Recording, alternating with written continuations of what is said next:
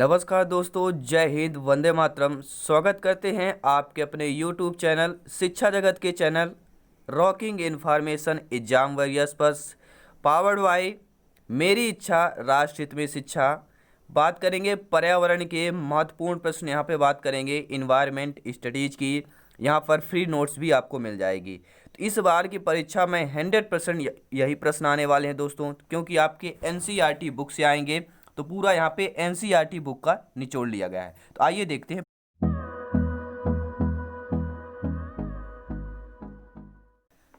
तो जय हिंद साथियों, पहला प्रश्न आ चुका है पावर्ड बाई मेरी इच्छा राष्ट्र हित में शिक्षा। पहला प्रश्न है, हमारे देश में सबसे लंबा राष्ट्रीय राजमार्ग कौन सा है?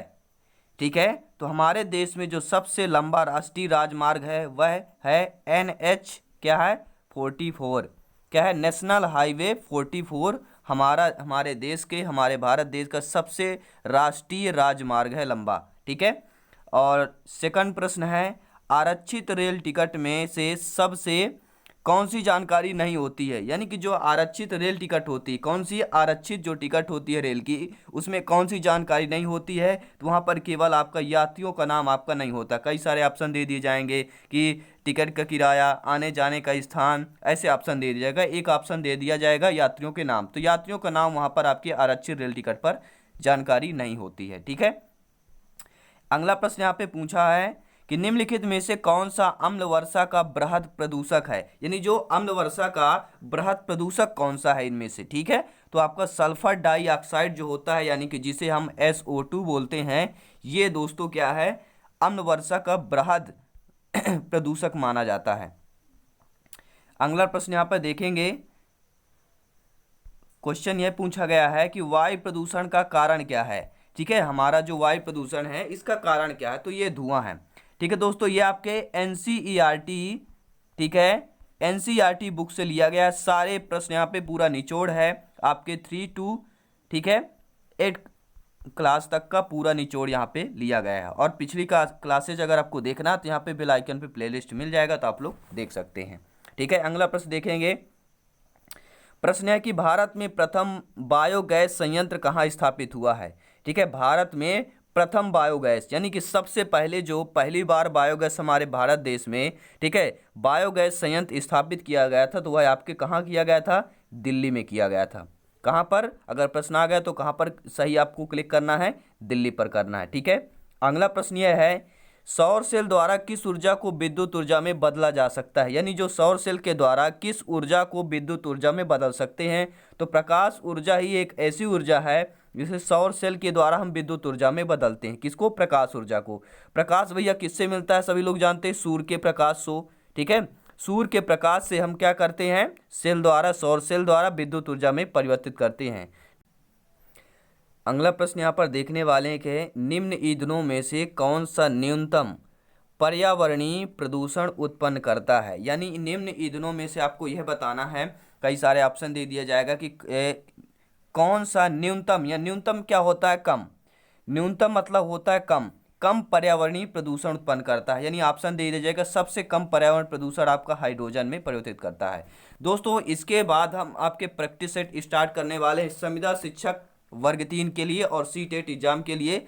ठीक है, प्रैक्टिस सेट यहाँ पे स्टार्ट करने वाले हैं, जो बहुत ही आपको हेल्पफुल होगा। आपने कितना अभी तक स्टडी कर लिया है, पूरा बायोडाटा आपके सामने हो जाएगा। ठीक है, तो तैयार रहिएगा प्रैक्टिस सेट के लिए। ठीक है, यहाँ पर कमर कस के आपको 30 प्रश्न में से आपको बताना होगा कि कितने आप सही कर पाते हैं। ठीक है, तो जल्द से जल्द हम प्रैक्टिस सेट स्टार्ट करने वाले हैं। अगला प्रश्न है कि सौर ऊर्जा किससे प्राप्त होती है? तो सौर ऊर्जा हमें सूर्य से प्राप्त होती है। अब यहाँ पे कई सारे ऑप्शन दे दिया जाएगा, सूर्य, चंद्रमा, पवन, ठीक है, कोयला, ऐसे ऑप्शन दे दिया जाएगा। तो वहाँ पर एक सूर्य भी ऑप्शन होगा, तो सूर्य आपका सही हो जाएगा। ठीक है। अगला प्रश्न यहाँ पर यह पूछा गया है, सबके लिए सतत ऊर्जा दशक पहल है। यानी सबके लिए जो सतत ऊर्जा का दशक है, यह पहल कौन सा हो जाएगा? संयुक्त राष्ट्र संघ का है। ठीक है, यानी सबके लिए जो सतत ऊर्जा का ये दशक जो चल रहा है, ये पहल किसकी है? तो संयुक्त राष्ट्र संघ की है। ठीक है। अगला प्रश्न यह पूछा गया है कि पर्यावरण को स्वच्छ रखने के लिए कौन सा स्रोत सर्वोत्तम है? यानी कि पर्यावरण को अगर स्वच्छ रखना हो तो कौन सा ऐसा स्रोत जो सर्वोत्तम हो? तो वह सौर सेल है। ठीक है, क्योंकि सौर सेल क्या होता है, पर्यावरण को स्वच्छता भी बनाए रखता है, इसमें प्रदूषण नहीं होता है, और ये सर्वोत्तम स्रोत भी आपका सौर सेल। और किससे मिलता है, सूर्य के प्रकाश से मिलता है, प्रकाश से ही हम सौर सेल का निर्माण करते हैं, सौर सेल से हम विद्युत ऊर्जा में परिवर्तित करते हैं। अगला प्रश्न यह है, कौन सी ऊर्जा स्रोत पर्यावरण के लिए कम हानिकारक होती है, यानी कई सारे आपके ऑप्शन दे दिया जाएगा, वहां पर पूछा जाएगा कि ये इनमें से ये बताइए कि सबसे कम हानिकारक ऊर्जा का स्रोत पर्यावरण के लिए कौन सा है, तो वैकल्पिक ऊर्जा होगी। ठीक है, कौन सी जो वैकल्पिक ऊर्जा होती है वह सबसे कम हानिकारक होती है पर्यावरण के लिए। अगला प्रश्न यह है, किस वर्ष अंतर्राष्ट्रीय ओजोन दिवस मनाया जाता है, तो सन 1995 को अंतर्राष्ट्रीय ओजोन दिवस मनाया जाता है, याद रखिएगा। ठीक है, बहुत ही महत्वपूर्ण प्रश्न है, सन 1995 को अंतर्राष्ट्रीय ओजोन दिवस मनाया जाता है। अगला प्रश्न यह है कि ओजोन परत मिलती है, तो ओजोन परत कहाँ मिलती है भैया, कहाँ पर मिलती है, स्ट्रेटोस्फियर में मिलती है।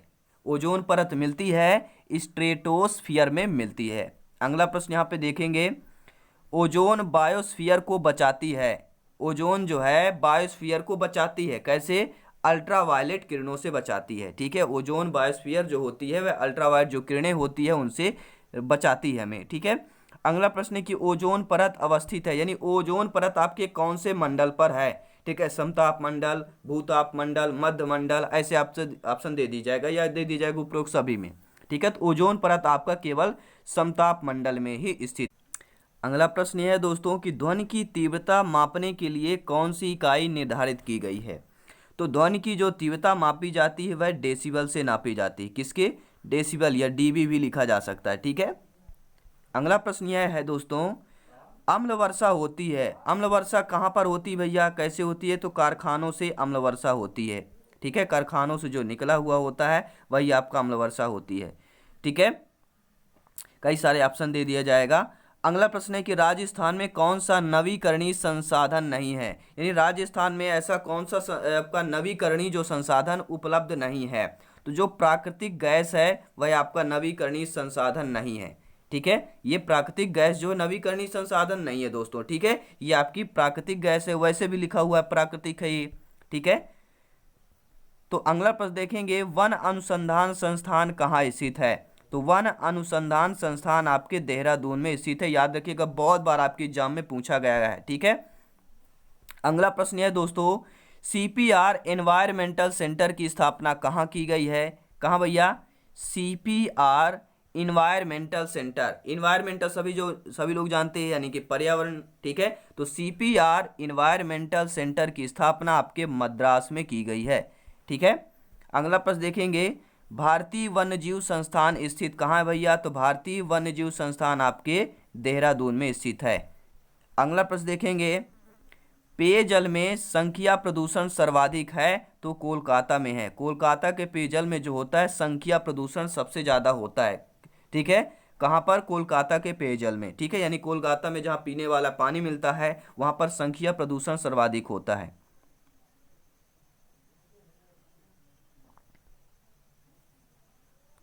अगला प्रश्न देखेंगे, भारत की सबसे बड़ी अंतर्देशीय लवणीय आर्द्र भूमि कौन सी है। ठीक है, जो भारत की सबसे बड़ी अंतर्देशीय लवणीय आर्द्र भूमि कौन सी है, तो वह आपकी गुजरात में है। ठीक है, सबसे अंतर्देशीय लवणीय मतलब सभी लोग जानते हैं लवण यानी कि नमक। ठीक है, तो वो आपकी गुजरात में है। अगला प्रश्न है, अंतर्राष्ट्रीय अम्ल वर्षा सूचना केंद्र स्थापित किया गया है, यानी अंतर्राष्ट्रीय अम्ल वर्षा का जो सूचना केंद्र है वह कहाँ स्थापित किया गया है, तो मैनचेस्टर, जो कि आपके इंग्लैंड में है। ठीक है, मैनचेस्टर कहाँ है, इंग्लैंड में है, यह अंतर्राष्ट्रीय अम्ल वर्षा सूचना केंद्र स्थापित किया गया है। अगला प्रश्न है कि भारत में सर्वाधिक प्रदूषित नगर कौन सा है, तो भारत में जो सबसे अधिक प्रदूषित आपका नगर है वह कानपुर है। ठीक है, अगला प्रश्न देखेंगे यहाँ पर, वह कौन सा प्रथम भारतीय राज्य है जिसने प्लास्टिक की थैलियों के उपयोग पर पूर्ण रोक लगा दी है। बहुत अच्छा प्रश्न है, यानी कौन सा प्रथम भारतीय राज्य है जिसने प्लास्टिक की थैलियों का उपयोग पर पूर्णतः प्रतिबंध लगा दिया है, रोक लगा दिया है, वो आपका हिमाचल प्रदेश है।